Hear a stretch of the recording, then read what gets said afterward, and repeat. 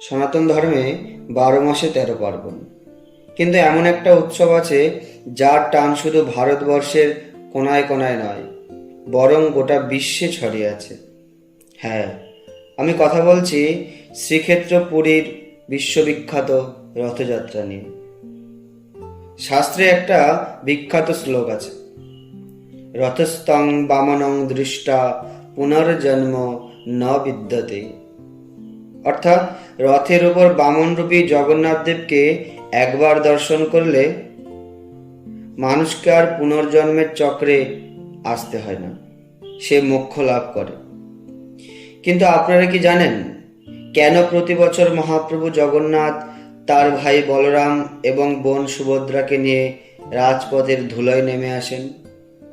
কেন এই রথযাত্রা শুরু হয়েছিল, আর এর পিছনে কি এমন অলৌকিক রহস্য লুকিয়ে আছে যা আজও আধুনিক বিজ্ঞানকে চ্যালেঞ্জ করে? জগন্নাথ দেবের রথযাত্রার সে সুপ্রাচীন ইতিহাস, রথ নির্মাণের অবিশ্বাস্য বিজ্ঞান এবং কিছু রোমহর্ষ রহস্যের গভীর প্রবেশ করব। ভিডিওটি শেষ পর্যন্ত অবশ্যই দেখুন। রথযাত্রার সূচনা কিভাবে হয়েছিল তা জানতে আমাদের পিছিয়ে যেতে হবে সত্যযুগে। মালব দেশের পরম বিষ্ণু ভক্ত রাজা ছিলেন ইন্দ্রদুম্ন। তিনি শ্রীবিষ্ণুর পরম রূপ নীলমাধবকে খোঁজার জন্য চারিদিকে দূত পাঠান। বহু চেষ্টার পর জানতে পারেন উড়িষ্যার নীলগিরি পাহাড়ের শবরের রাজা বিশ্বাবসু গোপনে নীলমাধবের পূজা করেন। কিন্তু নীলমাধব রাজা ইন্দ্রদুম্নকে দর্শন দেওয়ার পর হঠাৎ অন্তর্হিত হন। রাজা ব্যাকুল হয়ে পড়লে শূন্যবাণী হয় যে মহাপ্রভু সমুদ্রের জলে দারুব্রহ্ম অর্থাৎ একটি বিশেষ নিম কাঠ হিসেবে ভেসে আসবেন। সেই কাঠ দিয়ে যেন বিগ্রহ তৈরি করা হয়। রাজা সেই কাঠ উদ্ধার করলেন, কিন্তু কোনো কাঠ মিস্ত্রি সেই অলৌকিক কাঠে হাত ছোঁয়াতে পারছিলেন না। ছেনি হাতুড়ি ভেঙে যাচ্ছিল। তখন স্বয়ং দেবশিল্পী বিশ্বকর্মা একজন বৃদ্ধ কাঠমিস্ত্রির ছদ্মবেশে রাজ দরবারে এসে হাজির হন। তিনি একটি শর্ত দেন, তিনি 21 দিন একটি বন্ধ ঘরের ভেতরে মূর্তি তৈরি করবেন। এই 21 দিন কেউ যেন সেই ঘরের দরজা না খোলে। কিন্তু মূর্তি তৈরির 14তম দিনে ঘরের ভেতর থেকে কোনো আওয়াজ না পেয়ে কৌতূহলী ও চিন্তিত হয়ে রানী গুন্ডিচা রাজাকে অনুরোধ করেন দরজা খুলতে। রাজা দরজা খোলার সাথে সাথেই দেখেন বৃদ্ধ মিস্ত্রি উধাও, আর ভেতরে পড়ে রয়েছে 3টি অর্ধসমাপ্ত মূর্তি, যাদের হাত ও পা পূর্ণাঙ্গ নয়।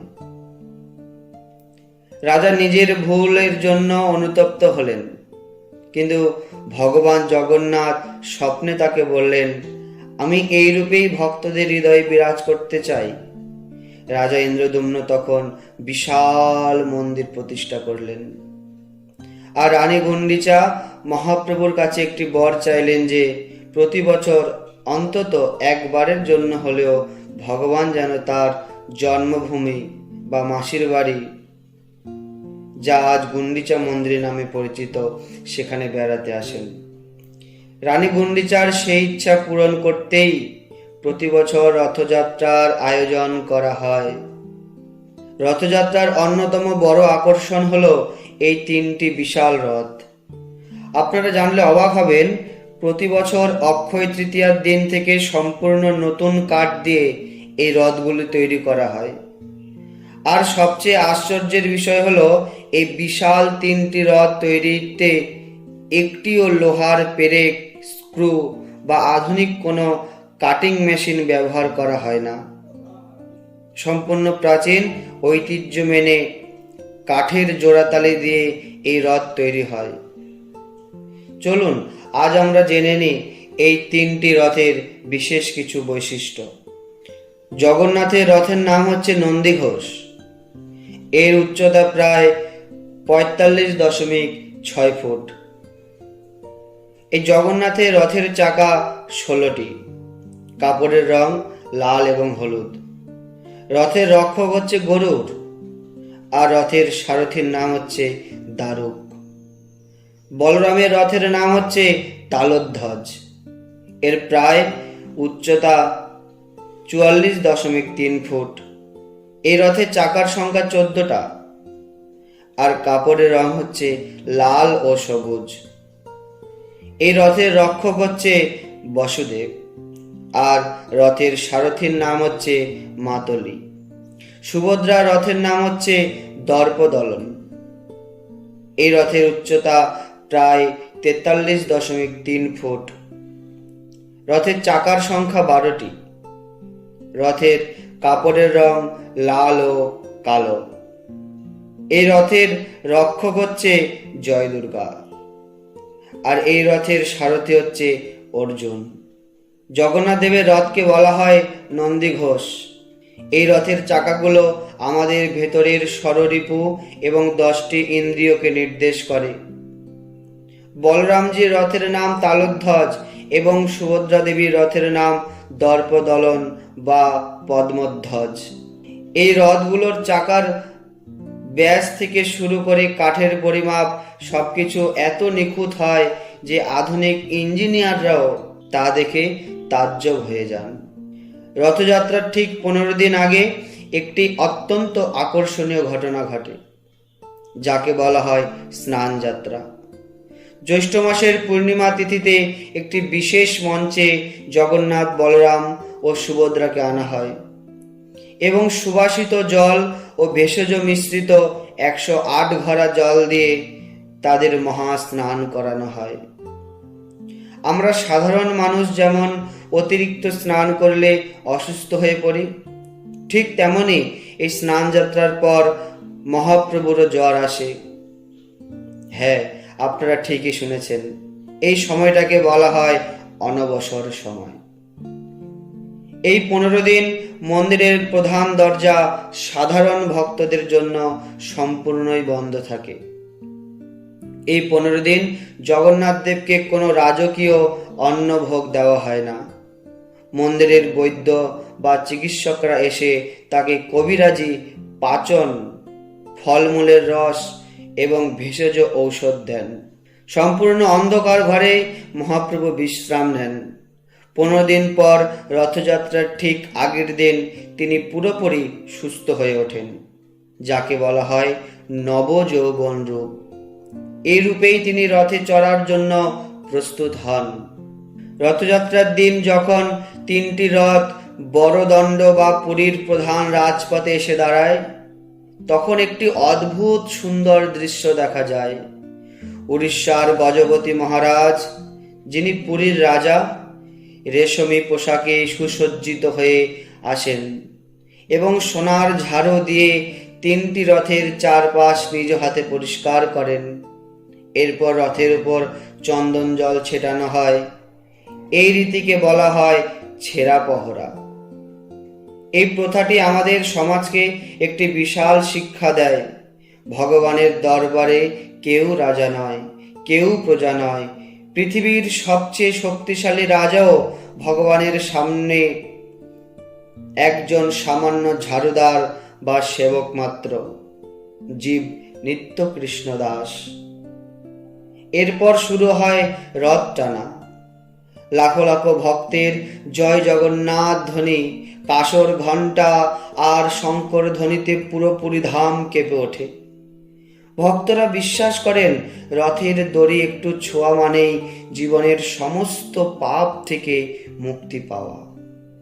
এই রথযাত্রা টেনে নিয়ে যাওয়া হয় প্রায় 3 কিলোমিটার দূরে থাকা গুন্ডিচা মন্দিরে, যা জগন্নাথ দেবের মাসির বাড়ি। সেখানে তারা 7 দিন অবস্থান করেন। আর আমাদের গৌড়ীয় বৈষ্ণব সম্প্রদায় মনে করেন পুরী ধাম হচ্ছেন মথুরা আর গুন্ডিচা মন্দির হচ্ছেন বৃন্দাবন। সাক্ষাৎ কৃষ্ণ যেন মথুরা থেকে তার নিজের বাড়ি বৃন্দাবনে ফিরছেন। জগন্নাথ দেবের কথা হবে আর পুরী মন্দিরের অলৌকিক রহস্যের কথা আসবে না? তা তো হতেই পারে না। চলুন আমরা ভিডিওর শেষ অংশে জেনে নিই এমন কিছু রহস্য যা আজও বিজ্ঞান ব্যাখ্যা করতে পারেনি। পুরীর মন্দিরের চূড়ায় যে মহাবীর পতাকাটি রয়েছে সেটি সব সময় বাতাসের বিপরীত দিকে ওড়ে। বিজ্ঞান বলে হাওয়া যেদিকে যাবে পতাকাটা সেদিকে উঠবে, কিন্তু এখানে নিয়ম উল্টো। ভারতের যে কোনো বড় মন্দিরের চূড়ায় পাখি বসতে দেখা যায়, কিন্তু পুরীর জগন্নাথ মন্দিরের মূল গম্বুজের ওপর দিয়ে কখনো কোনো পাখি উড়তে বা বসতে দেখা যায় না। এমনকি এর ওপর দিয়ে কোনো বিমানও ওড়ে না। 3 নম্বর কারণ কি? দিনের বেলায় যে কোনো সময়ে সূর্যের আলো যতই তীব্র হোক না কেন, এই বিশাল মন্দিরের মূল গম্বুজের ছায়া মাটিতে পড়ে না। 4 নম্বর কারণ, সাধারণত দিনের বেলা হাওয়া সমুদ্র থেকে স্থলের দিকে আসে, কিন্তু পুরীতে দিনের বেলা হাওয়া স্থল থেকে সমুদ্রের দিকে যায়, আর রাতের বেলা সমুদ্র থেকে স্থলের দিকে আসে। 5ম কারণ, মন্দিরের রান্নাঘরে একটির উপর একটি এইভাবে মোট 7টি মাটির পাত্র বসিয়ে কাঠ কয়লার আগুনে রান্না করা হয়।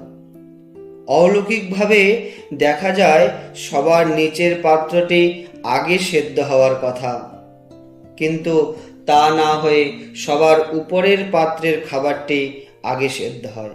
গুন্ডিচা মন্দিরে 7 দিন থাকার পর 9ম দিনে জগন্নাথ দেব আবার তার নিজের মন্দিরে ফিরে আসেন, যাকে বলা হয় উল্টো রথ বা বহুরা যাত্রা। ফিরে আসার সময় তিনি তার প্রিয় পোড়া পিঠে ভোগ গ্রহণ করেন। জগন্নাথ দেবের এই রথযাত্রা কেবল একটা ধর্মীয় উৎসব নয়, এটি হলো একটা মিলন, ভক্তি এবং জাতপাতহীন এক সমাজের প্রতীক, যেখানে ভগবান নিজেই নেমে আসেন তার ভক্তদের আলিঙ্গন করতে। ভক্তরা, আপনারা কি কখনো পুরীর রথযাত্রায় গিয়েছেন? বা আপনাদের রথযাত্রা কোনো বিশেষ স্মৃতি আছে কি? কমেন্টে আপনারা অবশ্যই জানাবেন। আর ভিডিওটা ভালো লাগলে সবাইকে শেয়ার করে দেবেন।